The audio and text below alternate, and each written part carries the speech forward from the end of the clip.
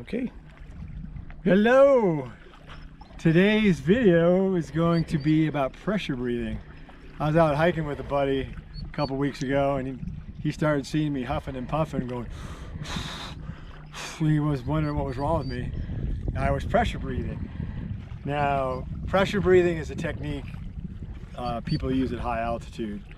Like if you go do Kilimanjaro or Everest or something, those people, they're intense, serious hikers, but the guides always teach them pressure breathing because it allows your oxygen to stay higher in your bloodstream.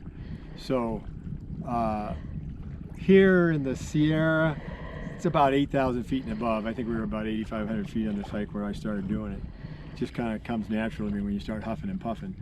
And the reason you're huffing and puffing when you're out hiking up at a higher altitude especially is because you don't have enough oxygen in your system.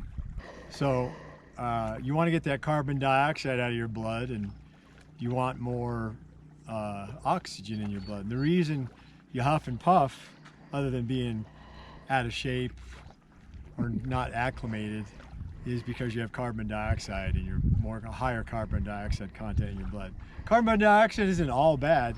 It's one of the things, when you get a lot of carbon dioxide in your respiratory system, it sends a signal to your brain to breathe more. So why is it hard to breathe at higher altitude?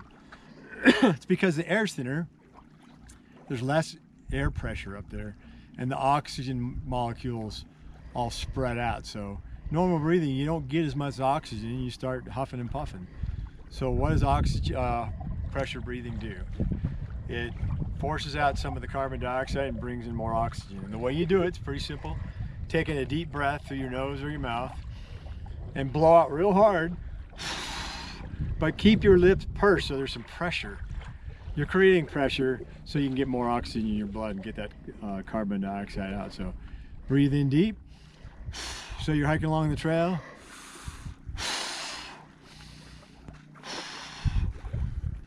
Look stupid at this elevation. We're only at 6,000 feet here, but it really works, and it kind of becomes natural to me now.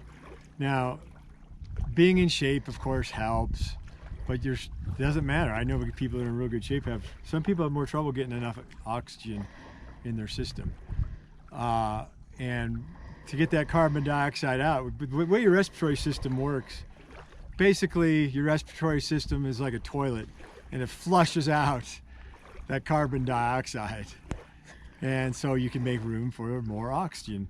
The process of getting oxygen into your cells, into your muscles, when you're hiking harder, you're using more oxygen too, so you're developing more carbon. So that carbon's sending to your brain a message to your brain saying, hey, flush that toilet, get me out of here, we're gonna need more oxygen in here. So being at high altitude, acclimatization helps this a little bit. If you're going on a long backpacking trip, it really takes 3 to 5 days to get fully acclimated. It'll help you a lot. It's the old hike high, sleep low thing. I like, if I'm doing a longer backpacking trip, I at least like to try to sleep one night before we hit the trail at like a 10,000 feet elevation campground or something. It helps. Even one day night helps, but 3 to 5 days helps. You go on a week-long backpacking trip, by the end of the week, you're doing great. So being acclimated to the high altitude helps your body produce more things like red blood cells, so it can process the oxygen better. But most of us, if you're just doing a day hike, you just got to deal with it and do remember to have the pursed lips. It really helps.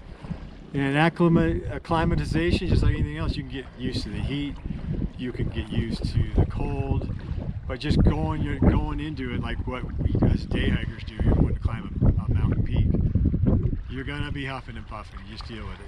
So one of the ways to deal with it, I don't care how stupid I look, it works.